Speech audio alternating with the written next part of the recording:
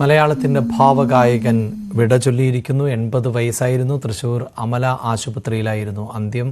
അദ്ദേഹം അർബുദ രോഗബാധിതനായി ചികിത്സയിൽ തുടരുകയായിരുന്നു. ഇപ്പോൾ സംഗീത സംവിധായകൻ ശരത് ആണ് ചേരുന്നത്. സാർ, എങ്ങനെയാണ് ഈ വിയോഗത്തെ ഉൾക്കൊള്ളാൻ സാധിക്കുക? അദ്ദേഹത്തിലെ പ്രതിഭയെ എത്ര വർണ്ണിച്ചാലും അല്ലെങ്കിൽ എത്ര പറഞ്ഞാലും അവസാനിക്കുന്ന ഒന്നല്ല എങ്കിൽ പോലും. ജേട്ടൻ എന്ന് പറയുമ്പോ ജേട്ടന്റെ പകരം ജേട്ടൻ, വേറൊന്നും എനിക്ക് പറയാനില്ല. അദ്ദേഹത്തിന്റെ വ്യക്തിത്വമാണെങ്കിലും അദ്ദേഹത്തിന്റെ സിംഗിങ് സ്റ്റൈൽ ആണെങ്കിലും ആ ശബ്ദമാണെങ്കിലും, അതുമാത്രമല്ല ജേട്ടനുമായിട്ട് അത്രയ്ക്ക് ഒരടുപ്പം ഉണ്ടായിരുന്നു. അതേ എനിക്ക് പാടിയതാണെങ്കിലും ഒന്നും പറയാൻ പറ്റുന്നില്ല. കാര്യം ഈ അടുത്ത് ഞാൻ വിളിക്കുമ്പോഴും ഞാനിതൊന്ന് കാണണമെന്ന് പറഞ്ഞിട്ട് ചേട്ടൻ നീ കാണാൻ കണ്ടാൽ നിനക്ക് വിഷമോ എന്ന് പറഞ്ഞു. അത്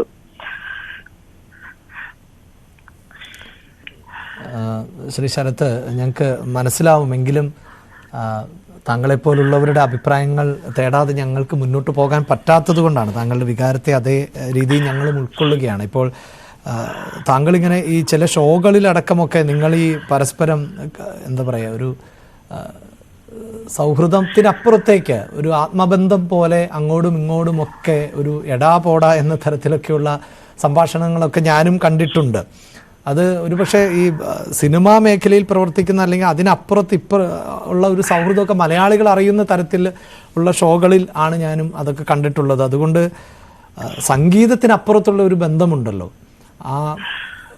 അതിനെ എങ്ങനെയാണ് താങ്കൾക്ക് പങ്കുവയ്ക്കാൻ പറ്റുക? എനിക്ക് എന്താ പറയുക, എനിക്കൊരു സ്വന്തം ചേട്ടൻ, അല്ലെങ്കിൽ ഏത് സമയത്ത് വിളിച്ചാലും എന്തിനും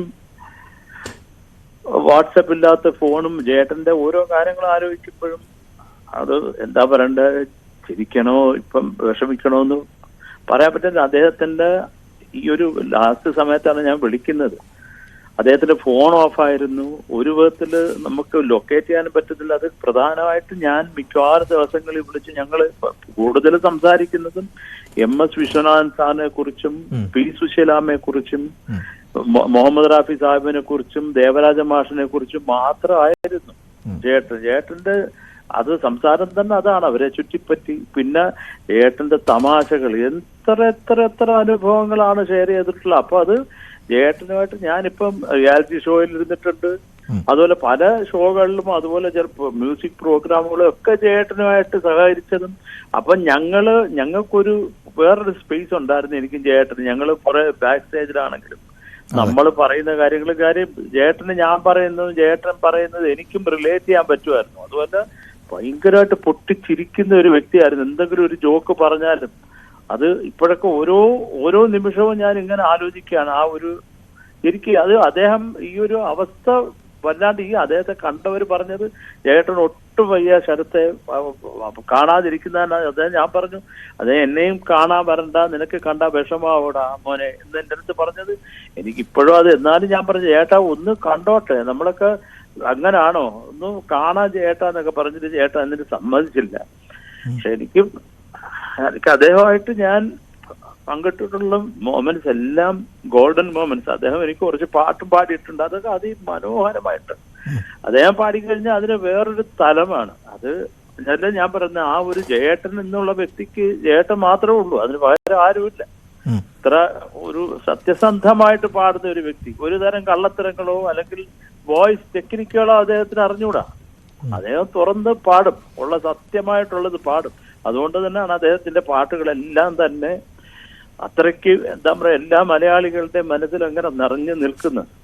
ആ വ്യക്തിത്വം എനിക്ക് കുറെ ഇഷ്ടമാണ് ചേട്ടന്റെ. കാര്യം എല്ലാം അത് ആർക്ക് വിഷമാവുമെന്നൊന്നും ചേട്ടൻ നോക്കാറില്ല. അദ്ദേഹത്തിന് എന്ത് തോന്നുന്നത് പെട്ടി തുറന്ന് പറയും. ഞാൻ പറഞ്ഞു ചേട്ടാ ചുമ്മാതിരിക്കും ചേട്ടാ, ഞാൻ ഓരോന്ന് പറഞ്ഞിട്ട് നാട്ടുകാർക്ക് ഇതൊന്നും ചേട്ടൻ പറയുന്നതിന്റെ ഒന്നും മനസ്സിലാവത്തില്ല ചേട്ടാ, ഒന്നും മിണ്ടാതിട്ട്. ഞാൻ എത്ര തവണ പറയാം, ഇല്ല ഇതൊക്കെ പറഞ്ഞില്ലേ പിന്നെ എന്ത്, ഞാൻ പറഞ്ഞില്ലേ എന്താ, വേറെ ആര് പറയാനാ അതിപ്പോ. അങ്ങനെ ഒരാളാണ് ചേട്ടൻ. ഞാനായിട്ട് അത്രയ്ക്ക് ക്ലോസ് ആയിരുന്നു, ഞങ്ങൾ അത്ര ക്ലോസ് ആയിരുന്നു ചേട്ടൻ, അത്ര സ്നേഹമായിരുന്നു. ഒന്നാമത്തെ കാര്യം വേറൊന്നുമല്ല, അദ്ദേഹത്തിന്റെ പാട്ട്. വേറെന്താണ് അദ്ദേഹത്തിന്റെ പാട്ട്.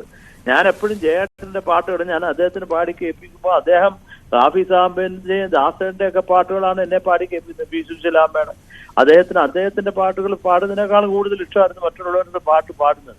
അയ്യോ, ഇങ്ങനെ ഒരു വ്യക്തിത്വം എന്തൊക്കെയാലും ആ പോയി എന്ന് ഞാൻ ഒരിക്കലും വിശ്വസിക്കുന്നില്ല. എനിക്ക് ഈ അവസാന കാലത്ത് എനിക്ക് അത്രയ്ക്ക് വയ്യാതായ ചേട്ടനെ കാണാൻ പറ്റിയില്ല. അത് സത്യത്തിൽ അത് അദ്ദേഹത്തിന്റെ നല്ല കാലത്തുള്ള ഒരു മുഖവും ആ ഒരു അതാണ് എന്റെ മനസ്സിലുള്ളത്. ഞാൻ അത് മതി, എന്റെ ചേട്ടൻ അങ്ങനെ മതി എനിക്ക്. ഞാൻ അതുകൊണ്ട് എനിക്കെന്താ പറയേണ്ടതെന്ന് അറിഞ്ഞൂടാ. മലയാളത്തിന് എന്താ പറയേണ്ടത്? നമ്മുടെ ദാസേട്ടന് ശേഷം ഒരു ആൺ ശബ്ദം എന്ന് പറയുന്നത് നമുക്കുണ്ട ഒരു ശബ്ദമായിരുന്നു. എത്ര പാട്ടുകള്, എത്ര അതുമല്ല ദാസേട്ടനുമായിട്ട് ചേർന്ന് ജേട്ടൻ പാടിയപ്പോ അവിടെ സംഭവിച്ചിട്ടുള്ള പല രസകരമായിട്ടുള്ള കാര്യങ്ങളും ജേട്ടൻ അത് ഷെയർ ചെയ്യുമ്പോൾ എനിക്കൊക്കെ എന്താ പറയേണ്ടതെന്ന് അറിഞ്ഞൂടാ. അത്രയ്ക്ക് ഒരു വലിയ വിഷമം. ഞാൻ ഈ ജേട്ടന്റെ പടം ഈ ഇടയ്ക്ക് ആരോ എടുത്ത് ഒരാവശ്യമില്ലാണ്ട് ഇരിക്കുന്ന ഒരു പടം എടുത്ത് സോഷ്യൽ മീഡിയയിൽ ഇട്ടിട്ട് അത് ഞാൻ ശ്യാം സാറിനെ കാണിച്ചിട്ട് ശ്യാം സാറ് കരഞ്ഞുപോയി. Music director Shyam sir. ഞാൻ പറഞ്ഞ ചേട്ടൻ ഇപ്പൊ ഇങ്ങനെ ആയി ശ്യാം സാർ എന്ന് പറഞ്ഞപ്പോ അദ്ദേഹം വരെ കരഞ്ഞുപോയി. കാര്യം അത് ഇങ്ങനൊരാളെ അല്ല, പ്രസരിപ്പ് എപ്പോ നോക്കിയാലും വളരെ പോസിറ്റീവായിട്ട് ചിരിച്ചോണ്ട് എപ്പോഴും അങ്ങനെ സംസാരിക്കുന്ന ഒരാളാണ്. അത് എനിക്കൊന്നും പറയാനില്ല, വാക്കുകളില്ല സത്യം പറഞ്ഞാല്. എനിക്ക് എന്റെ ചേട്ടൻ എനിക്ക് നഷ്ടമായി, അത്രേ ഉള്ളൂ. ശ്രീ ശരത്ത്, തീർച്ചയായും താങ്കളുടെ വികാരം അറിയുന്നു, താങ്കളുടെ വേദന ഞങ്ങൾക്ക് മനസ്സിലാക്കാൻ സാധിക്കുമെങ്കിലും താങ്കളെപ്പോലെ ഒരാൾ ടെലിഫോൺ ലൈനിൽ വരുമ്പോൾ ഒരു ഗാനമെങ്കിലും അദ്ദേഹത്തിന് വേണ്ടി ഒരു 4 വരിയെങ്കിലും. അയ്യോ ദൈവമേ, ഈ സമയത്ത് വേണ്ട. യെസ്, ക്ഷമിക്കുക. എന്തായാലും അങ്ങനെ ഓർത്തെടുക്കാൻ പറ്റുന്ന ഒരു സമയമല്ല, അങ്ങേയറ്റം ദുഃഖത്തിലാണ് എന്നറിയാം. വളരെ നന്ദി. നിരവധി ടെലിവിഷൻ ഷോകളിൽ അടക്കം ഇരുവരും പരസ്പരം തമാശകൾ പറഞ്ഞ് ജ്യേഷ്ഠൻ അനുജന്മാരെ പോലെയുള്ള സംഭാഷണങ്ങൾ നടത്തുന്ന ഓർമ്മ തീർച്ചയായും മലയാളികൾക്ക് ഉണ്ട്. അദ്ദേഹത്തെ സംബന്ധിച്ചിടത്തോളം അങ്ങനെ അദ്ദേഹത്തിൻ്റെ ഏതെങ്കിലും ഒരു ഗാനം ആലപിക്കാൻ പറ്റുന്ന സാഹചര്യത്തിലല്ല എന്ന് പറയുന്നു. വളരെ നന്ദി ശ്രീ ശരത്ത് ഈ ഓർമ്മകൾ പങ്കുവച്ചതിന്.